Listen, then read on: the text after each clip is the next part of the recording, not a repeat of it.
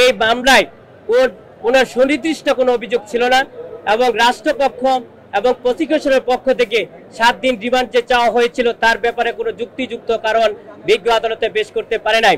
মিরপুর একটা হত্যা মামলায় আজকে বিশিষ্ট কণ্ঠশিল্পী মমতাজ বেগমকে গ্রেপ্তার করে বিজ্ঞ সিএমএম আদালতে আনয়ন করা হয়েছে এবং প্রসিকিউশনের পক্ষ থেকে 7 দিন রিমান্ড চাওয়া হয়েছিল এবং বিজ্ঞ আদালতে আমরা বলেছি যে শিল্পী মমতাজ উনি বারবার পার্লামেন্ট মেম্বার ছিলেন, দেশের জন্য এবং জাতির জন্য উনি কাজ করে গিয়েছেন এবং বাংলাদেশের অত্যন্ত জনপ্রিয় উনি কণ্ঠশিল্পী, যে শিল্পীর মাধ্যমে সারা দেশব্যাপী সারা বিশ্বে যার জনপ্রিয়তা রয়েছে। এবং শিল্পী মমতাজের আপনারা দেখবেন সবসময় উনি যদিও আওয়ামী লীগ এর থেকে পার্লামেন্ট সদস্য হয়েছিলেন কিন্তু উনি দলমত নির্বিশেষে উনি গ্রহণযোগ্য ব্যক্তি হিসাবে ওনার এলাকায় এবং সারা বাংলাদেশে পরিচিতি লাভ করেছিলেন। আমরা বিজ্ঞ আদালতে সেই সাবমিশন রেখেছি। বিজ্ঞ আদালতে আমরা এটাও বলেছি যে মিরপুর থানার যে হত্যা মামলা হয়েছে এই মামলায় যখন ঘটনাটা ঘটেছে তখন শিল্পী মমতাজ ঢাকাতেই ছিলেন না, উনি তো ওনার নির্বাচনের এলাকা মানিকগঞ্জে অবস্থান করেছিলেন। যে আসামি মানিকগঞ্জে অবস্থান করে আর মামলা হয় ঢাকার মিরপুরে যেটা আইনের শাসনের পরিপন্থী এবং ন্যায় বিচারের পরিপন্থী, মানবাধিকার লঙ্ঘিত হচ্ছে বলে আমরা মনে করি এই মামলায় কোনো সুনির্দিষ্ট কোনো অভিযোগ ছিল না এবং রাষ্ট্রপক্ষ এবং প্রসিকিউশনের পক্ষ থেকে 7 দিন রিমান্ড যে চাওয়া হয়েছিল তার ব্যাপারে কোনো যুক্তিযুক্ত কারণ বিজ্ঞ আদালতে পেশ করতে পারে নাই। শুধু বলেছে যে এই ঘটনার সাথে উনি সম্পৃক্ত।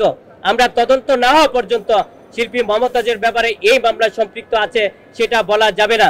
আমরা বিজ্ঞ আদালতে সাবমিশন সেটা রেখেছি। বিজ্ঞ আদালত সন্তুষ্ট হয়ে আমাদের মনোযোগ সহকারে বক্তব্যগুলো নিয়েছেন। পরবর্তীতে 4 দিনের রিমান্ড মঞ্জুর করেছেন এবং জামিন নামঞ্জুর করেছেন। আমরা একজন আইনের ছাত্র হিসাবে, আমরা আইনজীবী হিসাবে আমরা বলেছি যে এই যে আদেশ হয়েছে আদেশে আমরা সংক্ষুব্ধ হয়েছি, বিক্ষুব্ধ হয়েছি। আমরা এই আদেশের এগেইনস্টে আমরা উচ্চ আদালতে যাব। আমরা আশা করি ন্যায় বিচারের স্বার্থে আইনের শাসন প্রতিষ্ঠার জন্য বিজ্ঞ উচ্চ আদালতে আমরা ন্যায় বিচার পাবো।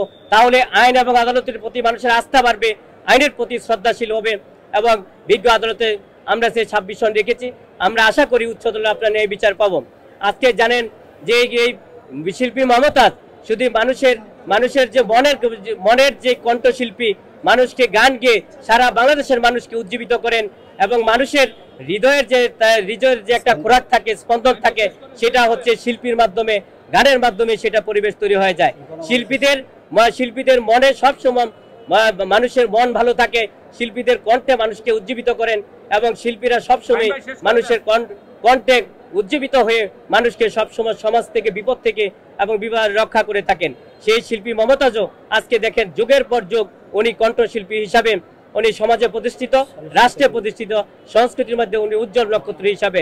পরবর্তীতে উনি পার্লামেন্ট সদস্য হয়েছেন, বারবার পার্লামেন্ট সদস্য হয়েছেন, জনগণ ওনাকে নির্বাচিত করেছেন এবং পার্লামেন্টে উনি বিভিন্ন সময় দেশের জন্য, জাতির জন্য উনি বক্তৃতা করেছেন।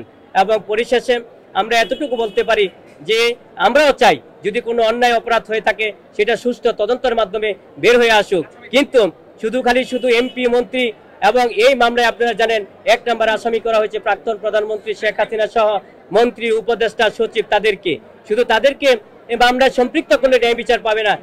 তদন্তের মাধ্যমে যারা অপরাধী তাদেরকে যদি এই মামলায় সম্পৃক্ত করা হয় তাহলে বাদী ন্যায় বিচার পাবে এবং আইনের শাসন প্রতিষ্ঠিত হবে।